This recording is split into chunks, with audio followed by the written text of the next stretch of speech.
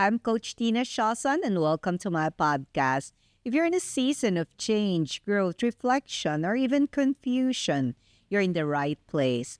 Think of this as our little conversation, something that is honest, unfiltered, and grounded in the things we all go through but rarely talk about. Here, I get to show up as a myself too, not just as a coach, but as a fellow human being, navigating life, learning, unlearning, and growing right alongside with you.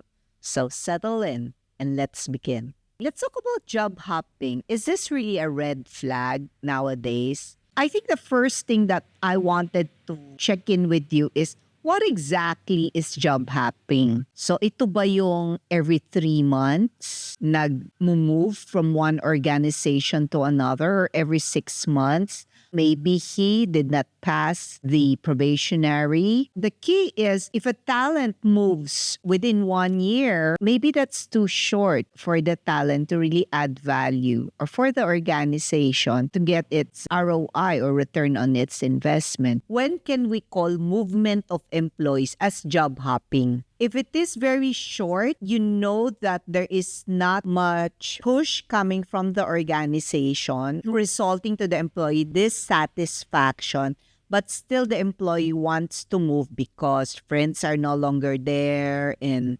it seems to be there's a better offer coming from the other organization. That's a watch out for me because the compelling need is not being addressed. However, pagka ang isang job hopping is in response to a certain personal need and is well thought of by the talent, I think the talent also has that right to be able to decide on staying or moving to another organization. Ang next question ngayon is, why is job hopping happening in the workforce? There's a lot of reasons why job hopping happens. And if I will boil it down to key reasons, I think the primary is based on the need of the person. Different talents would have different needs at certain points in their career life. And some talents may need the financial rewards because they have a growing family. And that's based on a real life, real stories of people.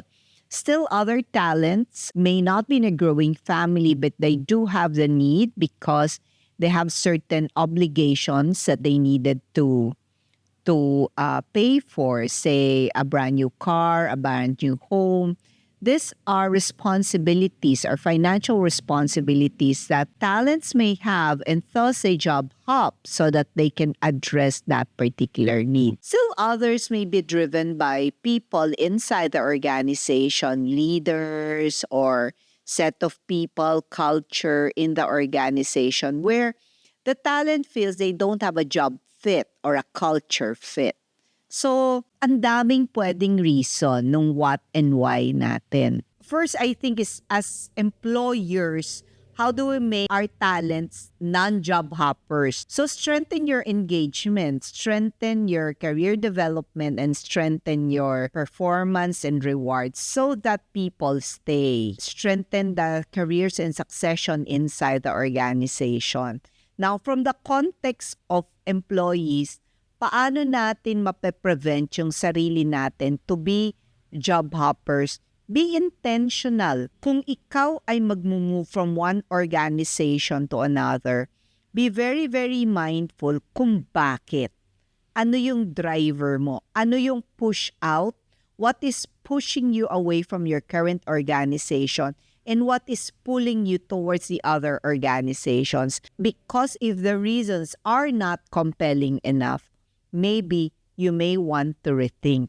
At this point, ano ba siya? Talaga ba siyang red flag? Or is it something that is a reality in the workforce at this point? My point of view, it's a reality in the workforce at this point. Talents do have the right, or they do have the leeway to choose the organization that they want to be with, especially if these talents are good talent. These talents are talents who have the capability, the right commitment, and the right character for the role. So, yun yung unang dapat i-consider. So, anong implication nito sa organization if job hopping becomes a reality now? Take a look at your workforce and how exactly, anong longevity ng talents. Based on latest research, if I remember it correctly, around 2 years na lang ang tenure ng millennials, especially Gen Zs, around 2 years. So, design your role and stay of talents inside the organization so that you can get the optimum results coming from the talent within the 2 years that the talent is with you. Second, design the engagement of your organization so much so that it will address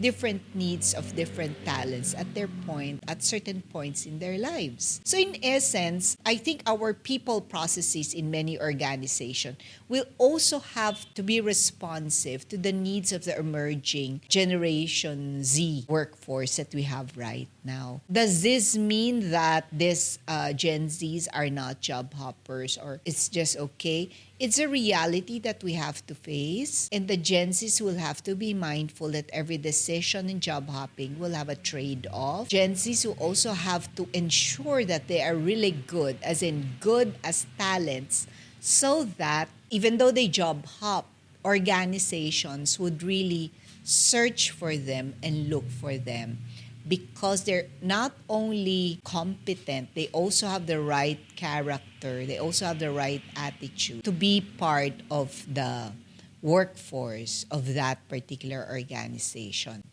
I'd like to stop here and check in with you. How have you been doing in your stay in your respective organization? Are you one of those who we may call job hoppers? Or you clearly know what you want in your career and you're pursuing that with all intentionality? I'll see you then. Thank you for spending this time with me. I hope today's conversation gave you something to think about, something to feel, or something to grow from. If you resonate with this episode, share it with someone who might need it too. And if you want more real human conversations about leadership, career, and life, make sure to follow my podcast, Ask Tina Shoson, so you don't miss the next one. This is Coach Tina, and remember, you own your life narratives. I'll talk to you in the next episode.